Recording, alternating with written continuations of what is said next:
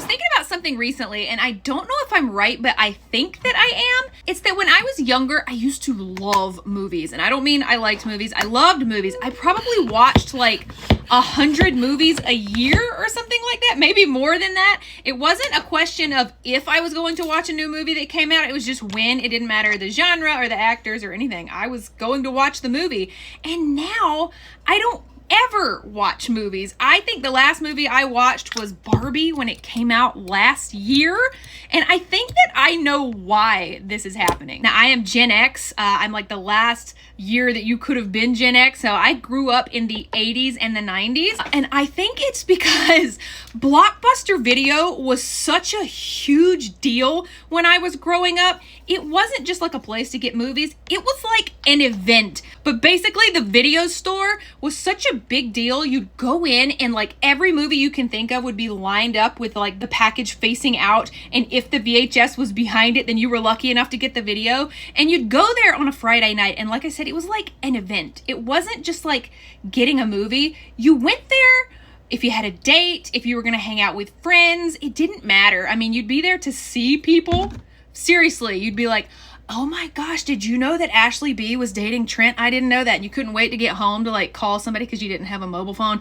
And you were like, did you know that Ashley B was dating Trent? I saw them at Blockbuster Video tonight picking out a new movie. And it was crazy. And that's the way it was. But it was like such a big deal to go in there and pick out a movie. And this was everybody. This wasn't like just me. Everybody was in Blockbuster picking out all the movies. And it wasn't like if you went in there and the movie you wanted wasn't there, you just left. No, you picked out a different one. You went down all the aisles until you picked out a movie you wanted to see. I think it was the excitement of being able to go to Blockbuster Video and pick out the movie that you'd been waiting months on, because that was the other thing. Like when a movie came out, you couldn't just watch it.